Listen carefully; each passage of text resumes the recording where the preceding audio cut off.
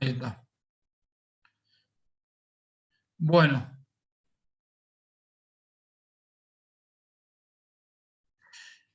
El carácter de indivisibilidad se ve, ¿no? En pantalla, igual es Sí, breve.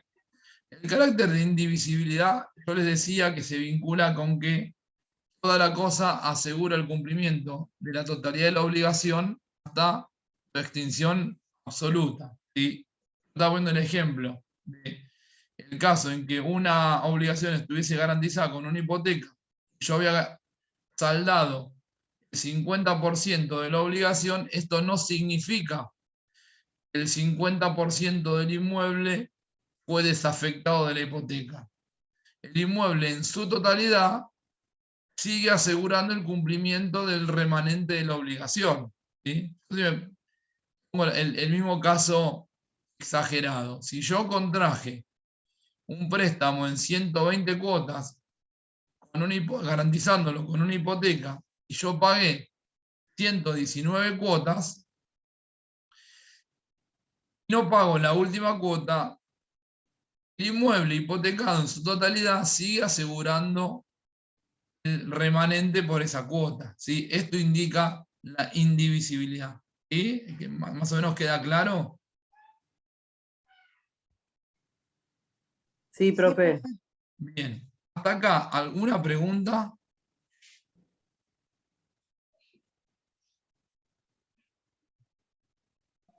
Profe, esta parte no lo puede volver a explicar, perdón, de caracteres.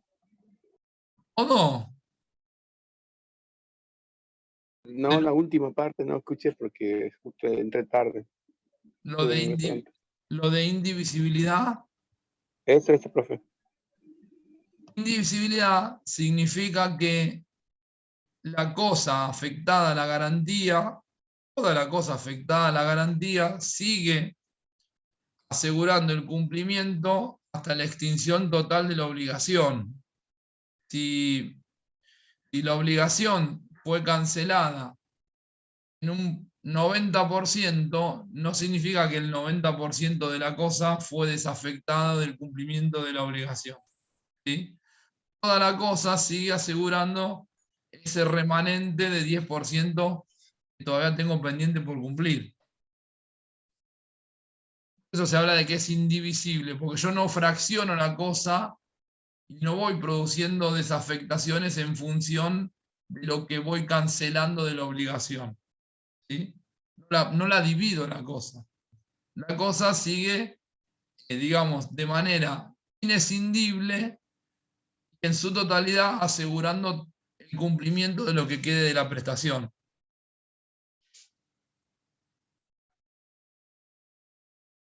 Está bien, profe, gracias. ¿Se ve ahí en pantalla cláusula penal o ustedes están viendo otra pantalla? No, carácter sigue lo mismo. Caracteres. Esperen entonces que vamos a...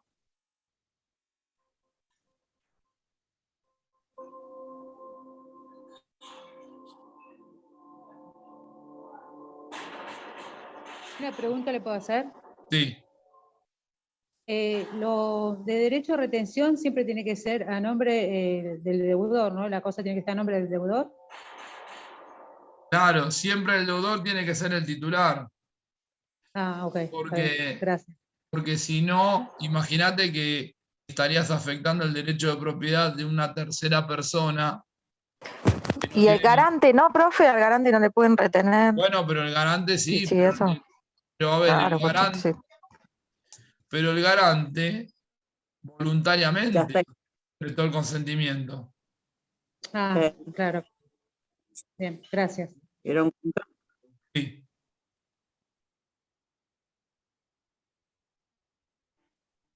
¿Alguien quería hablar? Me pareció a mí. No modificó, profe. Ya está, gracias. Ah, bueno. Bueno, Está bien, caracteres. Sí.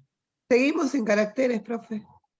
Que no lo ven ustedes y yo sí. No, cláusula penal, no sé qué dijo que que no llegamos a ver la pantalla.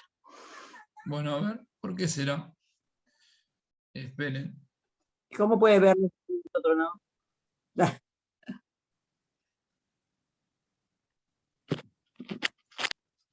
Tienen que dejo de compartir y volvemos a abrir pantalla.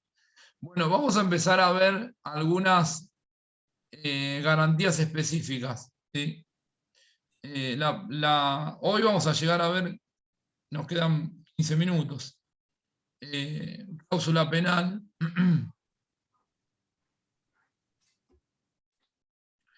La cláusula penal es, ahí se ve.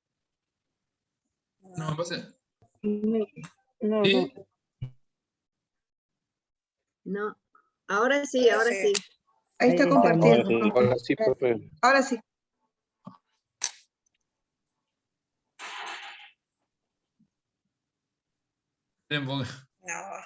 Se volvió loca la computadora. Ahí está. La cláusula penal es una modalidad muy utilizada, sobre todo en los contratos que tienen por finalidad entregas de suma de dinero. Por ejemplo, locación, mutuos, o sea, préstamos, ventas, con pago de precio a plazo, etc. ¿Sí? Ahí van a ver la definición que da el código en el 790, que dice que la cláusula penal es aquella por la cual una persona, para asegurar el cumplimiento de una obligación, fíjense que siempre estamos dentro de la misma tónica, se sujeta a una pena o multa en caso de retardo o de no ejecutar la obligación. ¿Sí? Es decir, ¿cuál es la primera regla en la cláusula penal? Estamos frente a un acto voluntario del deudor que asume una prestación adicional para el caso de incumplimiento o de un incumplimiento tardío. ¿Sí? En general, la cláusula penal forma parte de un convenio, de un contrato entre acreedor y deudor. La hipótesis más común, los alquileres. ¿Sí?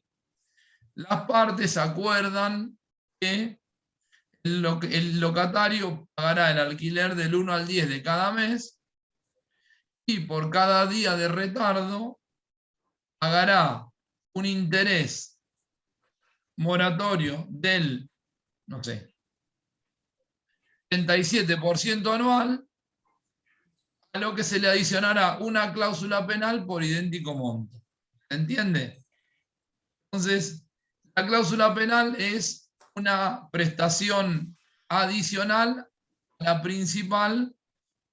Lo que busca en verdad la cláusula penal es, digamos, desde el punto de vista legal, se suele señalar que, por un lado, busca de alguna manera disuadir del incumplimiento al deudor, ¿sí? Porque si el deudor, ante el conocimiento de que su falta de pago en término, además del interés moratorio, le acarreará una consecuencia extra, que va a ser una multa, ¿sí? En general abultada, busca que el deudor, sabiendo de estas consecuencias, evite caer en un estado de incumplimiento. La segunda es que cumple una función resarcitoria, ¿sí? Porque si no le asignásemos a la cláusula penal esta función resarcitoria, estaríamos cayendo en un supuesto de cobro indebido, porque no tendría la cláusula penal un sustento jurídico por el cual el acreedor estaría percibiendo algo extra a lo que corresponde a la obligación, digamos, que tenía facultad de exigir al deudor. ¿Sí? Entonces, por eso es que se le asigna la función resarcitoria a la cláusula penal. Ahora,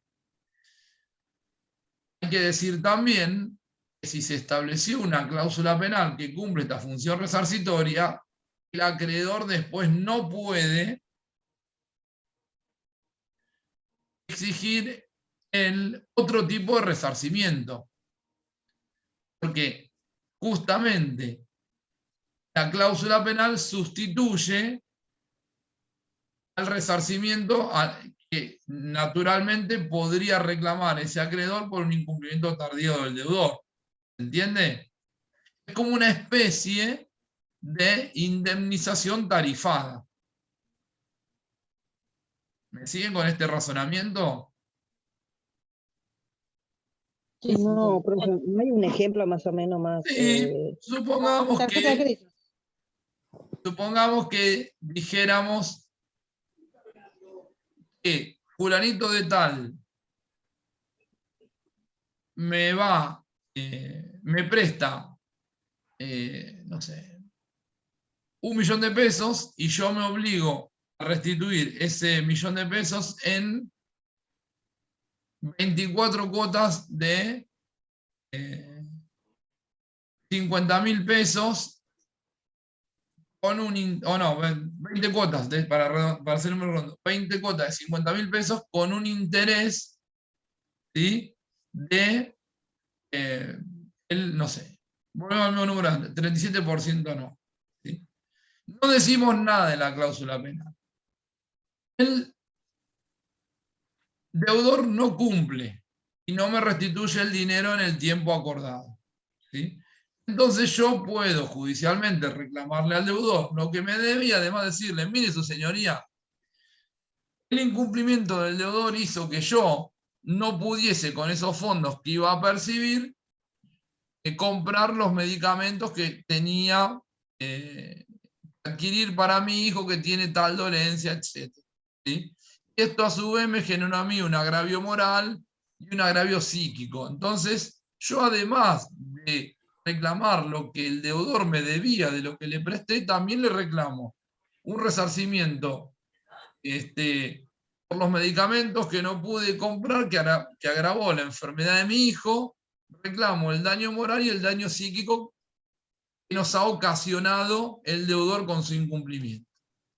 Ahora, si en vez de no haber previsto una cláusula penal, yo dijese, ante el incumplimiento del deudor, se generara un interés moratorio del 37% y a su vez las partes establecen una cláusula penal de 500.000 pesos, ya no puedo reclamar una indemnización por agravio moral, por daño psíquico y daño emergente, porque la cláusula penal sustituye todos esos resarcimientos. Esa es la función resarcitoria que cumple la cláusula penal. ¿Sí? ¿Se entendió con el ejemplo? Sí, gracias. Bien. ¿Sustituye una garantía prendaria o hipotecaria? No, de hecho pueden complementarse. Claro, son accesorios. Porque son accesorios, claro. Sí, tranquilamente, y es muy habitual que en los mutuos hipotecarios se incluya una cláusula penal también. Es muy normal esa hipótesis.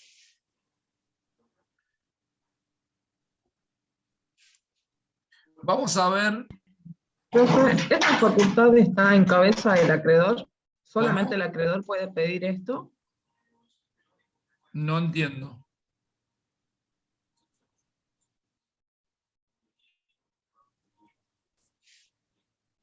Dijo que si es que solamente el acreedor puede solicitar esta cláusula. Pero si nosotros acabamos de decir que la cláusula penal nace por una aceptación voluntaria del deudor. Justamente lo contrario de lo que dijimos recién. Ah, como que me estaba confundiendo con la mora, me estaba confundiendo con la facultad de exigir la prestación o la pena, eso me estaba confundiendo. Y es más, aclaramos que lo habitual es que en realidad la cláusula penal nazca de un acuerdo. Es muy raro que el deudor, por su propia decisión, diga yo quiero agregar a esto que debo una cláusula penal. Es muy raro, porque el deudor agravaría su posición frente al acreedor. En general nace de un acuerdo, ¿sí? donde acreedor y deudor dicen, bueno, pongamos una cláusula penal. Está bien, bueno. ¿Cómo mensuramos el resarcimiento en la cláusula penal? Es producto en general de un contrato, el establecimiento de una cláusula penal. ¿Sí? Bien, algunas implicancias en materia de cláusula penal. Bueno, señalamos que digamos, la asunción de la cláusula penal no exige una forma determinada en el código, por lo tanto se aplica el criterio general de que hay libertad de formas. Es decir, yo podría tener un contrato instrumentado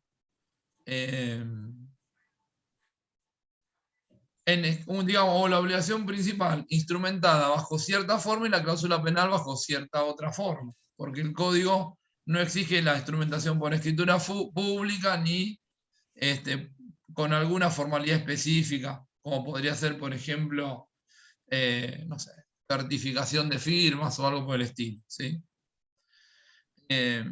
Ahora bien, si como regla para el establecimiento de una cláusula penal rige la libertad de formas, en materia probatoria, ¿sí?, la interpretación es de tipo restrictiva. Es decir, no se presume la existencia de la cláusula penal. En todo caso, es el acreedor el que tiene el deber de probar la cláusula penal. Estamos señalando esto para los casos en los que no surja de un documento escrito o de un convenio específico la asunción de la cláusula penal, ¿sí?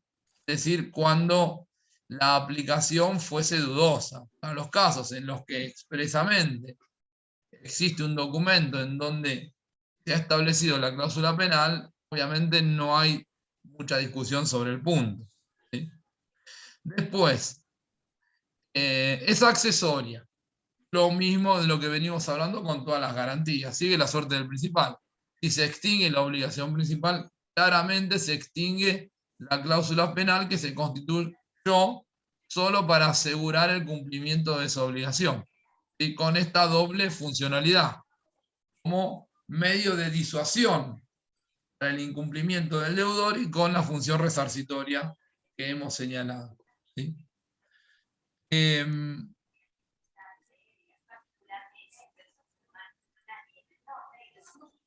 Sustituye o reemplaza al resarcimiento. Esto también lo hablamos. ¿Sí? Ahora, ¿cómo se aplica? ¿Sí? La resolución la van a encontrar en el 794. ¿Sí? Vieron que yo les decía en el caso de el resarcimiento pleno, el acreedor debía aprobar cada uno de los rubros de ese resarcimiento. Es decir, si yo dije que sufrí daño moral, tengo que, o mejor dicho, daño moral no, dejémoslo no porque es confuso.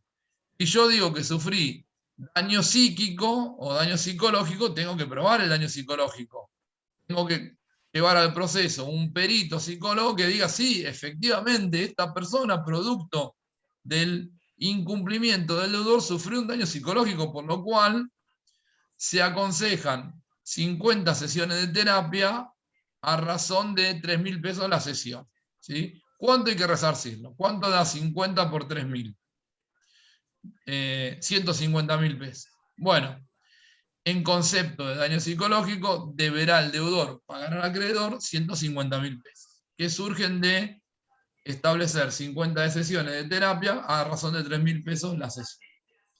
Cuando se establece la cláusula penal que tiene función sustitutiva del resarcimiento, el acreedor no debe probar el daño.